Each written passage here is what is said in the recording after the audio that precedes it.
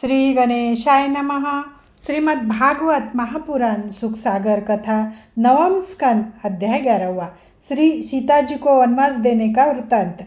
श्री सुखदेव जी ने कहा, हे राजन, राज सिंहासन पर आरूढ़ होने के उपरांत श्री राम जी ने संसारी जीवों को धर्म का मार्ग दिखाने के लिए अनेक यज्ञ किए। उन्होंने अपना संपूर्ण राज्य तथा धन ब्राह्मणों और ऋषि मुनियों को दान कर दिया।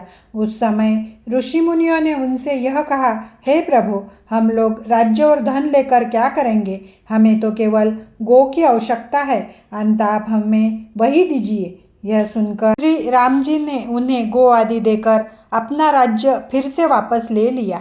सातों द्वीपों के राजा, देवता तथा दैत्य श्री राम जी की आज्ञा का पालन करते थे।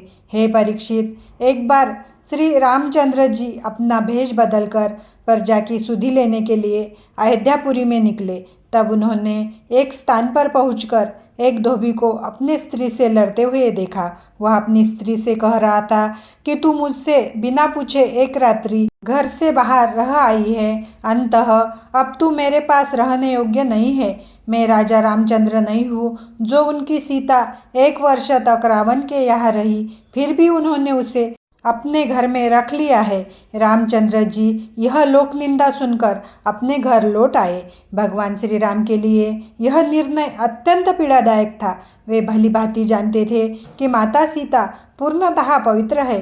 उन्होंने अग्नि परीक्षा देकर अपनी पवित्रता सिद्ध भी कर दी थी। फिर भी एक आदर्श राजा होने के नाते उन्होंने अपने व्यक्तिगत सुख से अधिक प्रजा के विश्वास को महत्व दिया। पूरी रात श्री राम का हृदय व्यथा से भरा रहा। उनके नेत्रों से अश्रुधारा बहती रही, परंतु राजधर्म के सामने उन्हें अपने मन को कठोर बनाना पड़ा।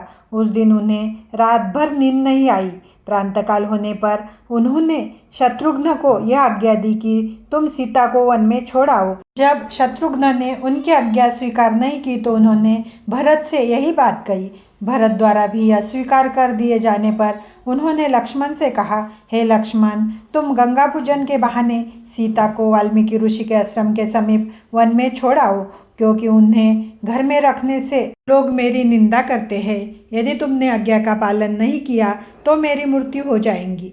यह सुनकर लक्ष्मण ने सीता जी के पास जाकर यह कहा, हे माता, अपने गंगा जी तथा ऋषि पत्नियों की पूजा करने का संकल्प किया था, सो आप मेरे साथ वन में चलकर उनका पूजन कराई है। यह सुनकर सीता जी अत्यंत प्रसन्न हो ऋषि पत्नियों को देने के लिए वस्त्रभूषण लेकर लक्ष्मण के साथ चल दी। चलते समय बहुत से अपशकुन हुए, परंतु सीता जी ने उन पर कोई ध्यान नहीं दिया। गंगा पार वाल्मीकि ऋषि के आश्रम के समीप पहुंचकर लक्ष्मण ने रुदन करते हुए सीता जी को सब वृत्तांत कह सुनाया। उस समय सीता जी पहले तो मूर्छित होकर गिर पड़ी, फिर अत्यंत व्याकुल होकर लक्ष्मण से कहने लगी, हे लक्ष्मण, रघुनाथ जी की जो आज्ञा है तुम वही कार्य करो। मैं उनकी अनेक जन्मों की दासी हूँ। अंततः तुम मेरी ओर से उन्हें हाथ जोड़कर यह कह देना कि मुझसे जो भी अपराध हुआ है उसके लिए वो मुझे क्षमा करे। तत्पश्चात लक्ष्मण गर्भवती सीता को वाल्मीकि ऋषि के आश्रम पर छोड़कर अयोध्या लौट आए। महर्षि वाल्मीकि ने अपने दिव्य ज्ञान से सब कुछ जान लिया। उन्होंने माता सीता का आदरपूर्वक स्वागत किया और अपने आश्रम में स्थान दिया। आश्रम की सभी ऋषि पत्नियां माता सीता की सेवा करने लगी। वही वन की शांत और पवित्र भूमि पर माता सीता ने भगवान का स्मरण करते हुए अपने जीवन व्यतीत करना आरंभ किया। हे परीक्षित, कुछ समय बीतने पर सीता जी ने लव कुश नामक 2 अत्यंत तेजस्वी तथा प्रतापी बालक को जन्म दिया। समय बीतता गया। महर्षि वाल्मीकि ने लव और कुश को वेद, शास्त्र, धनुर्विद्या, नीति, संगीत तथा शस्त्र विद्या का श्रेष्ठ ज्ञान दिया। दोनों बालक तेज, पराक्रम, विनम्रता और ज्ञान में अपने पिता श्री राम के समान ही दिखाई देने लगे। कुछ वर्षों बाद भगवान श्री राम ने अश्वमेध यज्ञ का आयोजन किया। यज्ञ का अश्व अनेक राज्यों में विचरण करता हुआ महर्षि वाल्मीकि के आश्रम के समीप पहुंचा। लव और कुश ने उस अश्व को पकड़ लिया और घोषणा की कि बिना युद्ध किए यह अश्व आगे नहीं जाएगा। जब यह समाचार अयोध्या पहुंचा तब पहले शत्रुघ्न, फिर भरत और उसके बाद लक्ष्मण विशाल सेना लेकर वहां पहुंचे, परंतु लव और कुश ने अपने अद्भुत पराक्रम से सभी योद्धाओं को पराजित कर दिया। उनके बाणों के सामने बड़े बड़े महारथी भी टिक न सके। कुछ समय के लिए भरत, लक्ष्मण और शत्रुघ्न को भी युद्ध में परास्त कर लव कुश ने बंदी बना लिया। जब भगवान श्री राम को यह समाचार मिला तब वे स्वयं युद्ध भूमि में पहुंचे। दोनों ओर धर्म और मर्यादा का अद्भुत दृश्य था।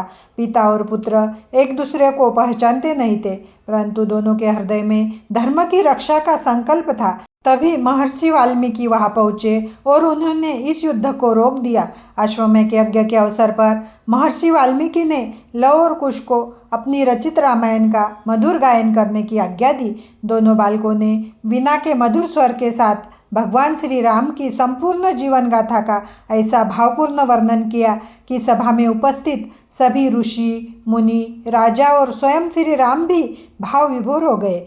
जब श्री राम ने उस कथा को सुना तब उनके मन में यह जानने की इच्छा हुई कि ये दोनों विलक्षण बालक कौन हैं जो उनकी जीवन कथा को इतने सुंदर ढंग से गा रहे हैं।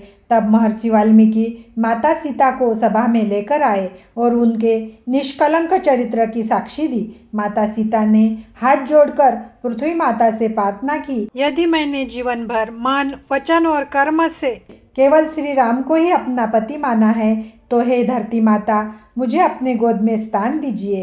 इतना कहते ही धरती विदीर्ण हो गई। दिव्य सिंहासन पर विराजमान पृथ्वी देवी प्रकट हुई और माता सीता को अपने साथ पृथ्वी के भीतर ले गई। यह दृश्य देखकर पूरी सभा स्तब्ध रह गई। स्वयं भगवान श्री राम की आंखों से अश्रुधारा बह निकली। उन्होंने 11 सहस्त्र वर्ष तक अयोध्या का राज्य किया तथा अपनी प्रजा को बहुत सुख पहुँचाया। लक्ष्मण, भरत तथा शत्रुघ्न के भी चित्रकेतु, सुबाहु आदि दो पुत्र उत्पन्न हुए।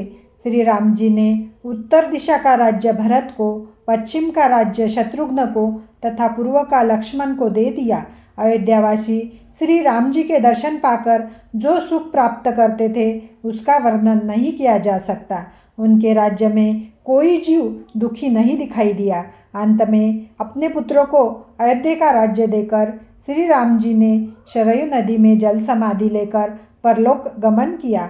वे अपने साथ ही अयोध्यावासी सभी प्राणियों को सशरीर विमान में बैठाकर वैकुंठ लोक को ले गए। यह कथा हमें सिखाती है कि भगवान स्वयं भी जब पृथ्वी पर अवतार लेते हैं तब लोक मर्यादा और धर्म की स्थापना के लिए अनेक कठिनाइयों का सामना करते हैं। इसलिए हमें भी जीवन में आने वाले दुख से घबराना नहीं चाहिए, बल्कि धर्म, सत्य और मर्यादा के मार्ग पर अडिग रहना चाहिए।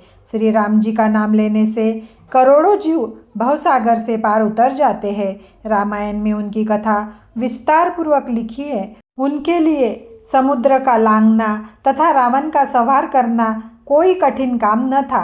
अपनी भ्रुकुटी के द्वारा ही 14 भुवनों का संहार करने में समर्थ थे, परंतु उन्होंने संसारी जीवों को दिखाने के लिए ही यह सब चरित्र किए। हे परीक्षित, जब ऐसे प्रब्रह्म प्रभु को गृहस्थ होने पर दुख उठाना पड़ा, तब संसार के साधारण मनुष्य को गृहस्थ होने पर दुख क्यों न उठाना पड़ेगा। इति श्रीमद्भागवत महापुराण सुखसागर कथा 9वां स्कंद अध्याय 11वां समाप्त। जय श्री राम, जय सीताराम।